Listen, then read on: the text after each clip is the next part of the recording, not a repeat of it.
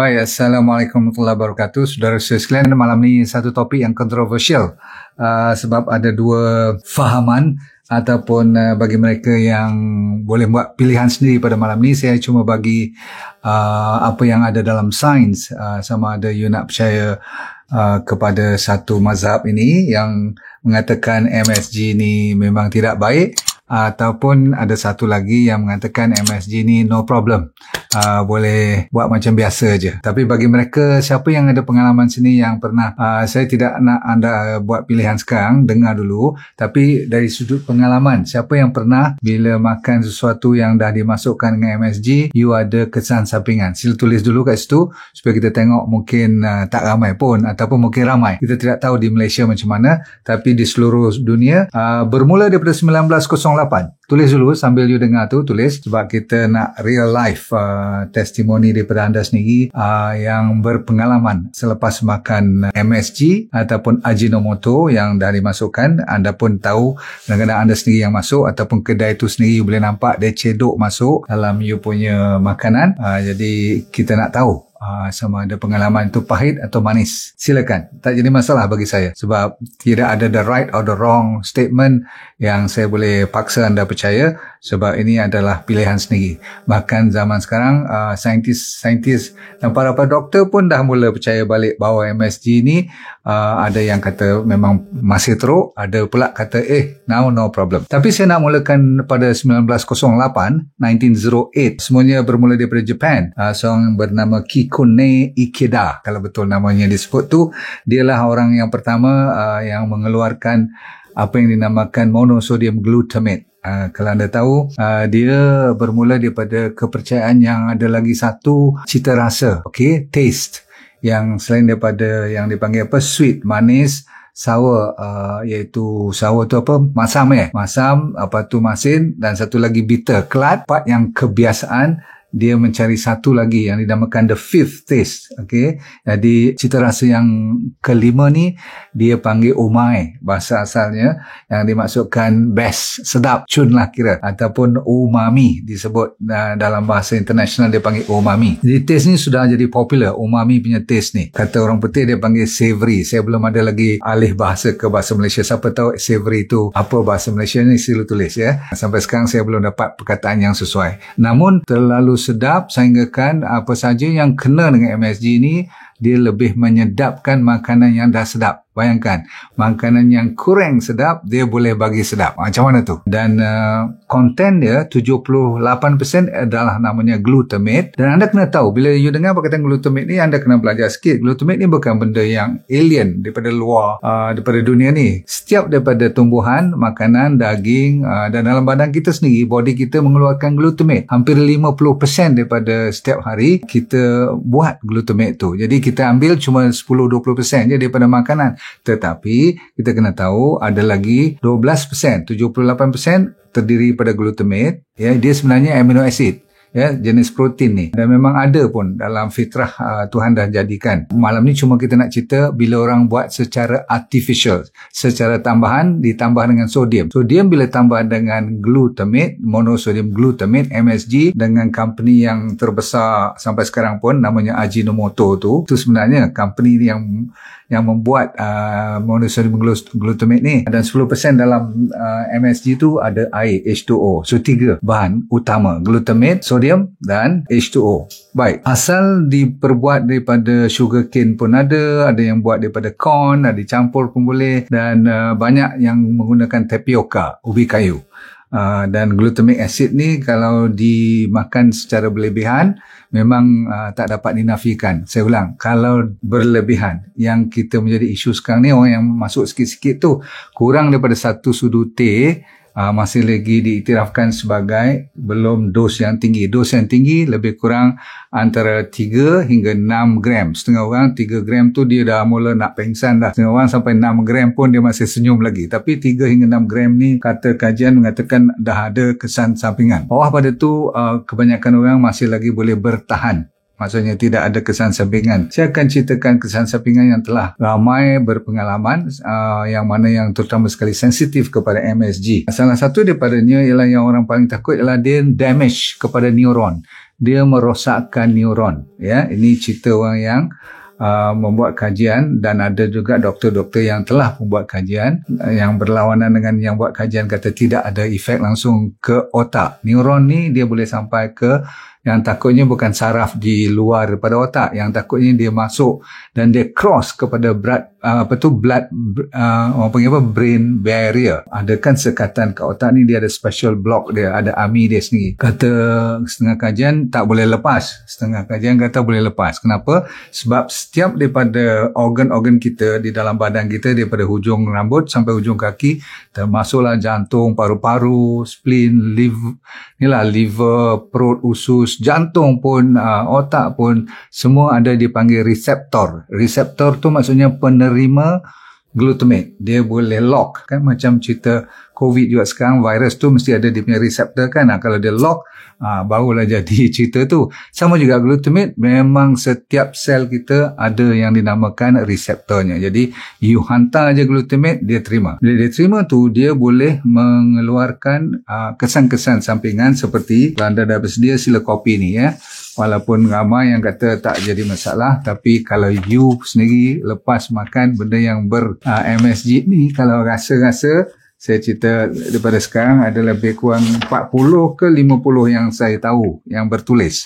Contohnya bloating. Ni cerita simple dulu. Kalau dah sampai otak tak boleh fikir semua tu pun dah advance. Bloating, kembung, masih kembung-kembung perut, berangin, sampai ada orang sampai ni lah, orang kata apa, flatulence kan, senang kentut-kentut semua ni, fatigue, letih, flushing, muka jadi merah. Ada tak siapa-siapa yang berpengalaman kering bibir, lepas tu rasa kadang-kadang sedikit rasa sesak nafas, tak adalah sampai tak boleh bernafas langsung tu, tapi pening kepala biasa, migraine biasa. Kebas kat belakang ni, cerita awal kenapa pada mulanya 1908 sampai 1968, 1968 tak ada masalah. MSG ni berleluasa, letaklah kat mana pun orang terima je. Tuanglah satu sudu teh pun tak apa dalam makanan, orang tak kacau. Tapi satu ketika bila 1968, seorang doktor nama Robert Koch, bukan Robert Koch kita ni, okey, Mak Saleh American ni, dia makan di satu restoran. Lepas tu dia lepas makan tu terus dia rasa kebas kat belakang leher dia sampai turun ke tulang belakang, ke bahu semua tu. Jadi dia rasa macam sampai macam nak pengsan semua, sakit dan kebas tu. Dia rasa pelik, dia menulis kepada medical association, apa tu, sampaikan dia boleh menjadikan satu isu, dibawa ke meeting dan sebagainya. Daripada hari itulah apa tu yang orang panggil semua press conference ataupun penulis-penulis artikel di dalam surat khabar dan sebagainya masa tu mengatakan MSG adalah antara penyebab utama kenapa penyakit-penyakit sampai disebut Chinese Restaurant Syndrome, CRS.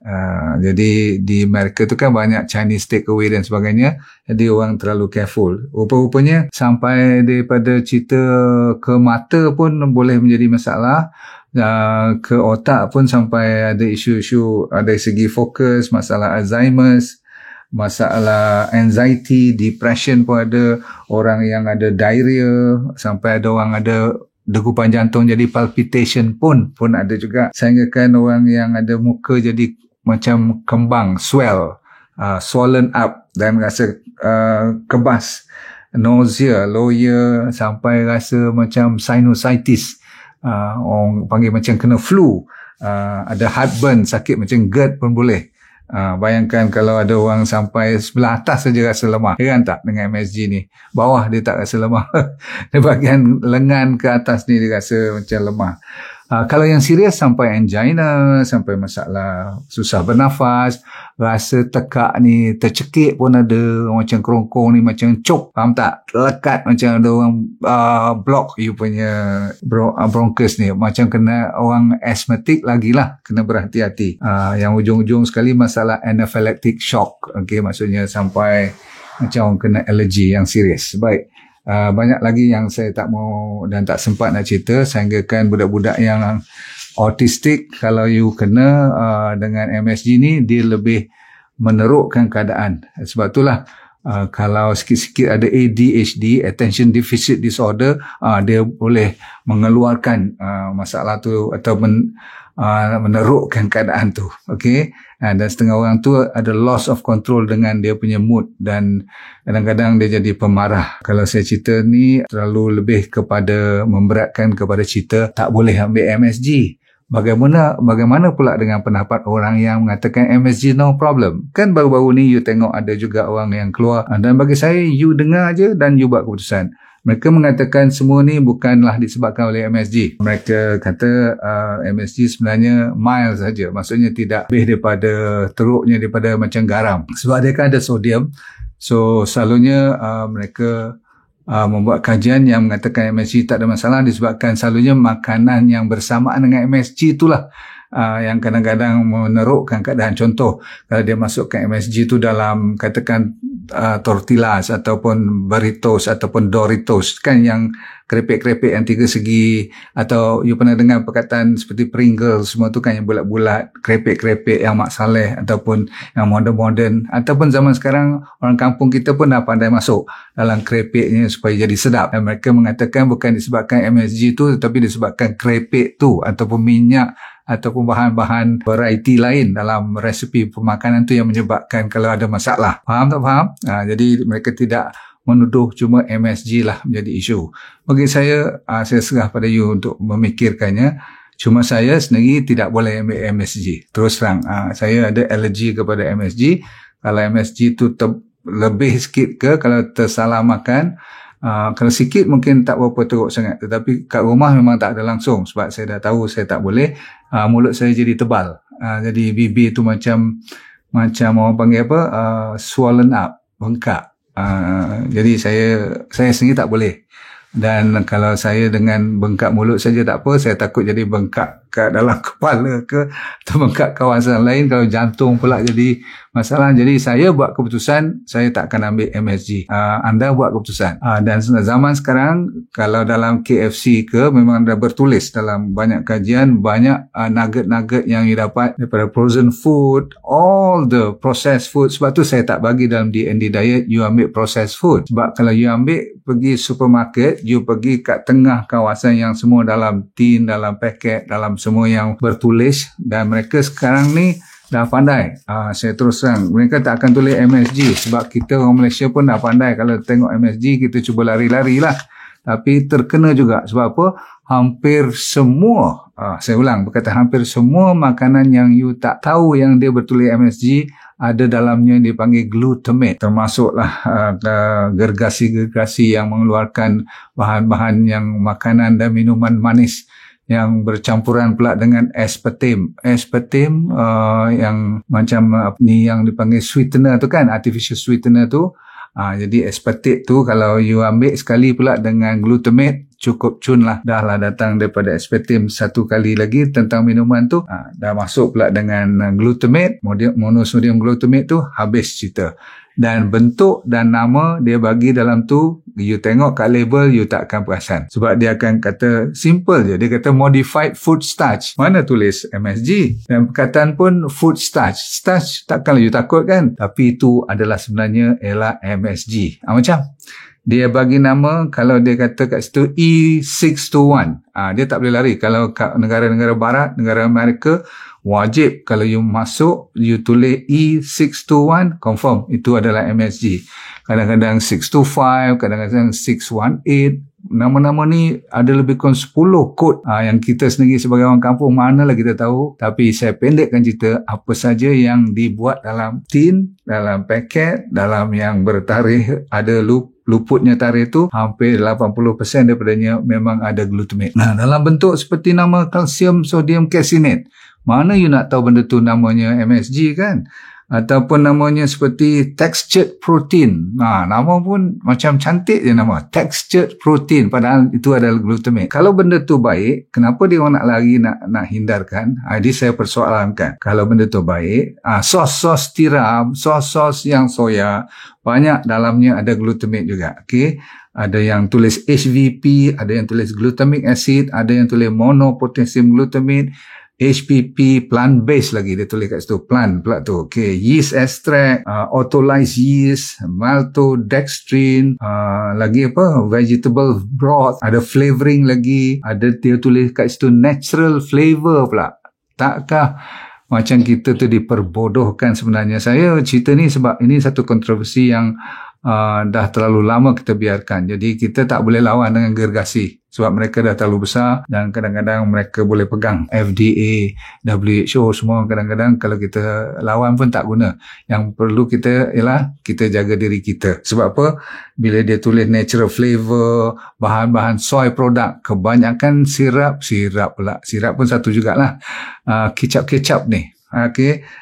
Protein-protein yang di dalam untuk weight training kan, untuk bodybuilding tu, protein isolate, lepas tu ada yang smoke flavoring, ada gelatin lagi, ada imitation soya sauce, benda-benda macam ni semuanya sebenarnya ada glutamate dalamnya. Jadi kita tak boleh lari lah dalam Chinese restaurant, Chinese restaurant bukan pasal Chinese restaurant saja. Itu adalah satu kesilapan besar. Kalau you rasa cuma makan kedai Chinese saja yang ada Ajinomoto, itu bohong besar. Ramai kita orang Melayu kita pun kat kampung kita, tepi jalan kita lagi banyak. Kalau tak percaya, you tengok masa dia cedok tu, you tengok 1-2 daripada dalam mangkuk tu ada apa dalam tu. Lain pada tu, dalam canned soup, all frozen processed food, termasuklah fast food yang you dan saya selalu makan. Dan paling takut start bermula daripada 1960 lagi. Ada orang buat kajian bermula daripada tarikh itu, mereka sudah berani masuk dalam baby food pun. Bukan kata makanan untuk orang dewasa ni. Baby, tahu baby tak? Maksudnya baru dilahirkan. Boleh. Sebab apa? Dalam susu, sebab apa? Glutamate ni dalam susu ibu pun ada, tapi itu natural. Itu yang Tuhan bagi, natural. Itu memang bagus dan diperlukan. Glutamate ni diperlukan untuk fungsi badan kita. Tapi apabila dia jadi unnatural, artificial, maka itulah jadi masalah. Sehingga kan masalah pelajaran, budak-budak yang lambat boleh bercakap, attention deficit, itu yang saya risau zaman sekarang ni. Ada 2-3 doktor yang dah kena mark di dunia ni, seperti Dr. Russell Blaylock. Dia tulis satu buku namanya Excitotoxin, berarti toxic substance, bahan yang toksik yang mengexcitekan sehingga kan tak boleh kontrol, terutama sekali bahagian brain lah, otak lah kan. Ada seorang lagi doktor yang memang kena lanyak betul-betul lah dengan gergasi industri makan kan. Mereka nak berbilion-bilion, trilion kan bisnes mereka. Maka Dr. Olney, O-L-N-E-Y, famous. Dia banyak kali di Amerika tu berdebat berdepan-depan. Okay. Sebab kalau saya bagi 10 nama glutamate giant ni, glutamate, mereka pegang glutamate industri ni, saya rasa saya pun jadi masalah ni. Saya tak mahu sebut nama-nama tu, you fikir sendiri. Siapakah 10 pemegang industri makanan yang terbesar di dunia yang you hari-hari dan cucu you, anak-anak you dan kita semua satu dunia dah kena. Kalau tak banyak pun sikit. Saya pun kena, bukan kata you je. Cuma dah tahu, maka kita yang paling nak tambah dengan cedok lagi masuk dengan MSG ni, saya rasa itu tak berapa bijak. Saya rasa itu cuma pendapat saya, you tak perlu ikut. Cuma saya tak akan benarkan pesakit saya pun ambil MSG. Kalau orang kata apa dia selamat ke apa pun, walaupun dia kata kalau dos tinggi saja yang bermasalah, tapi kita tidak tahu dia ada akumulatif tak. Faham tak? Dia boleh tambah-tambah tak, walaupun sikit demi sikit. Belum high dose, lama-lama besok dos tu akan meningkat. Maklum saja kita berapa banyak kali kita bertempuh dengan glutamate ni dalam semua jenis makanan kita daripada kita bangun pagi sampai kita tidur. Okay? Kalau kita tak pilih betul-betul. So kalau boleh ikut D&D diet secara natural sebaik mungkin. Asaskan kepada whole food plant-based. Whole food maksudnya makanan yang kalau boleh tak diganggu atau tak dikacau ataupun tidak diproses.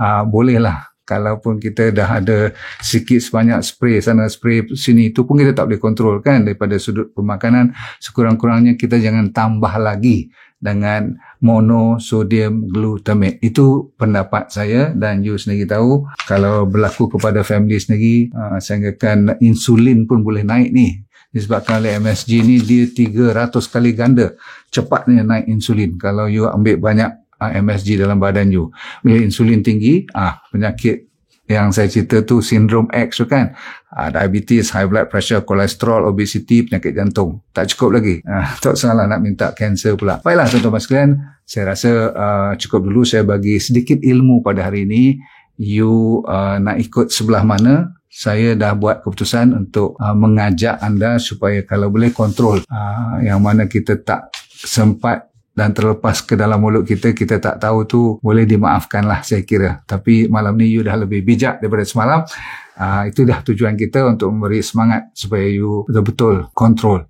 Ya, yang mana yang orang cuba nak ganggu kita, kita dah belajar malam ni, kita tolak ke tepi. Baik, selain daripada itu saya doakan anda dunia bahagia, akhirat syurga. Jangan lupa let go and feel good all the time. Assalamualaikum warahmatullahi wabarakatuh. Bye. Terima kasih.